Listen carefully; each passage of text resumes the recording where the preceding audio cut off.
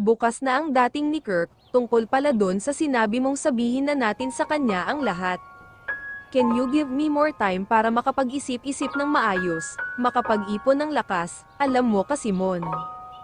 Hindi madali para sa akin ang sabihin sa kanya ang tungkol sa atin, alam mo naman. Kung gaano kalaki ang utang na loob ko kay Kirk, siya ang dahilan kung bakit nananatili ako ngayon sa buhay na pinapangarap ko, siya ang dahilan kung bakit nasa harapan mo ko ngayon. Okay, naiintindihan kita, alam ko naman, na malaki ang utang na loob mo kay Dad, humarap ito sa kanya ulit. Hinawakan naman nito ang kanyang mga kamay at pinaghahalikan iyon. Thank you, napangiting saad niya. Sa tuwa ay niyakap niya ito ng mahigpit. But, I have one favor, Sam, nakikiusap na wika nito habang yakap-yakap pa rin niya. Kumalas naman siya sa pagkakayap dito. What favor? Please promise me. Pagkadating ni Dad, no kisses and walang dapat mangyari sa inyo, Sam.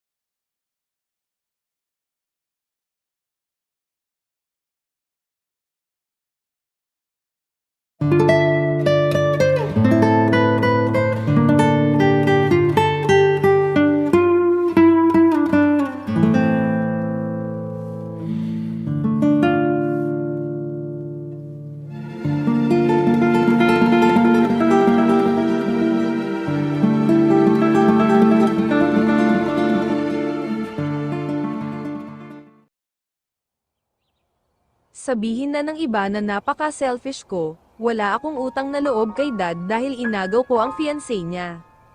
Pero may magagawa ba ako sa nararamdaman ko ngayon? Hindi ko sinasadyang mahalin ka, Sam. Nagsimula nang mamuo ang mga luha nito sa mga mata, hindi ko nakakayaning makita ka pang kasama si Dad, hindi ko nakakayaning simula ng pagbalik niya. Ay kayong dalawa na ulit ang magkatabi, at mas lalong baka ikamatay ko pa sa selos. Ang isipin, anumang oras ay posibleng may mangyari sa inyong dalawa dahil kayo pa ring dalawa. Iyon, ang paulit-ulit na umiikot sa isipan ni Sam habang magkatabi sila ngayon ni Mon sa kama. Gulong-gulo ang isipan niya kung ano ang nararapat niyang gawin. Doon naman nagsimula ang guilt na kanyang nararamdaman nang maalala niya ang kabaitan ni Kirk. Sa isip niya, hindi niya alam kung saan siya magsisimula para ipagtapat dito ang lahat. Sa isip niya, hindi niya ata kakayaning magalit ito sa kanya pagkatapos ng lahat-lahat, napapikit na lamang siya nang maalala ang totoong dahilan, kung bakit hindi muna nila pwedeng ipagtapat dito ang tungkol sa kanilang relasyon. Napatingin siya sa tulog na Simon at hinalikan ito sa noo.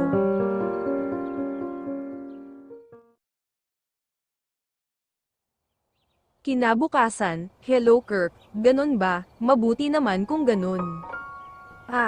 Don't worry about Mon, mabuti na ang kalagayan niya kaya wala kang dapat ipag-alala. Okay, see you tomorrow, bye. Iyon ang huling sinabi ni Sam bago ni off ang linya. Napatingin siya sa katabing Simon na tulog pa, kaya bumaba na muna siya sa sala. Sa pagbaba niya ay nakita niya si Manang Soledad sa kusina na abala sa paghahanda sa kanilang agahan. Gising na po pala kayo. Good morning Madam Sam. Good morning po Manang Soledad, tipid niyang sagot. Ipagtimtimpla ko po kayo ng kape, nag-aatubiling saad naman ito. Yes please, thanks, saad niya saka naupo sa upuang kahoy sa kusina. Sa lalim ng iniisip niya ay hindi naman niya napansing kanina pa pala nito inilagay ang tinimplang kape sa kanyang harapan. Napansin naman agad nito ng matanda at panay ang mga tingin sa kanya. Mukhang ang lalim po ng iniisip niyo po madam. Alanganin ang mga ngiting saad ng matanda na nagpagising sa kanyang isipan. Pilit ang mga ngiting sambit niya na kagad namang natuon ang mga mata niya sa kape at ininom iyon. Malalim siyang napabuntong hininga. Hindi ko po kasi alam kung anong gagawin ko sa nangyayari ngayon, Manang. Natigil naman ito sa ginagawa at humarap sa kanya. Ano po ba ang gusto ng inyong puso, Madam? Nagkatitigan sila ng ilang minuto saka siya uminom ulit ng kape. Gusto ko munang mag-ipon ng lakas ng loob para sabihin kay Kirk ang lahat. Ganun naman po pala, Madam, kung mahal po talaga kayo ni Ma'am Mon, maiintindihan niya po kayo. Yun na nga po ang mahirap, Manang. Lumaki kasi si Mon, na kung ano yung gusto niya, gagawin at kukunin niya talaga.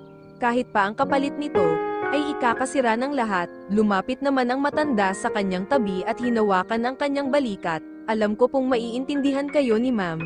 Madam, kailangan lang pong ipaintindi sa kanya ang pinasok niyo pong sitwasyon.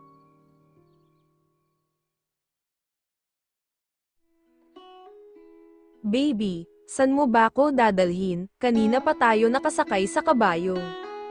Nakangiting tanong ni Mon habang yakap-yakap ni Sam at bahagyang kinukurot pa nito ang tagiliran niya. Basta, malapit na tayo, nakangiting sagot naman niya rito. Maya-maya pa ay narating nilang ang batis na kung saan ay doon sila unang nagtapat ng nararamdaman sa isa't isa. Oh, ba't mo ko dinala rito? Magkasalubong ang mga kilay habang nakangiting tanong naman nito.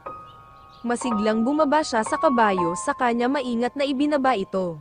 Dinala kita rito para makapag-usap tayo ng maayos. Hinawakan niya ang kaliwang kamay nito at nakipag-hold ng hands siya rito. Dinala naman niya ito sa ilalim ng puno at sila ay naupo.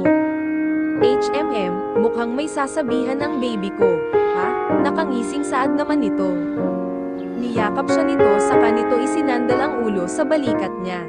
Ano yung sasabihin mo? Tanong nitong natuon ang mga mata sa masaganang batis sa kanilang harapan. Hinawakan naman niya ang dalawang mga kamay nito at tinitigan ito sa mga mata. Bukas na ang dating ni Kirk, tungkol pala doon sa sinabi mong sabihin na natin sa kanya ang lahat. Can you give me more time para makapag-isip-isip ng maayos, makapag-ipon ng lakas? Alam mo kasi Mon. Hindi madali para sa akin ang sabihin sa kanya ang tungkol sa atin, alam mo naman. Kung gaano kalaki ang utang na loob ko kay Kirk, siya ang dahilan kung bakit. Nananatili ako ngayon sa buhay na pinapangarap ko, siya ang dahilan kung bakit. Nasa harapan mo ko ngayon, ilang sandali itong nakatitig sa kanya at sunod-sunod ang pagbuntong hininga nito. Maya-maya pa, ay mabagal na napatango naman ito at tinalikuran siya habang nakaharap ito sa batis. Okay, naiintindihan kita, alam ko naman, na malaki ang utang na loob mo kay Dad, humarap ito sa kanya ulit. Hinawakan naman nito ang kanyang mga kamay at pinaghahalikan iyon. Thank you, napangiting saad niya. Sa tuwa ay niyakap niya ito ng mahigpit. But, I have one favor, Sam. Nakikiusap na wika nito habang yakap-yakap pa rin niya. Kumalas naman siya sa pagkakayap dito. What favor? Please promise me. Pagkadating ni Dad, no kisses and walang dapat mangyari sa inyo, Sam.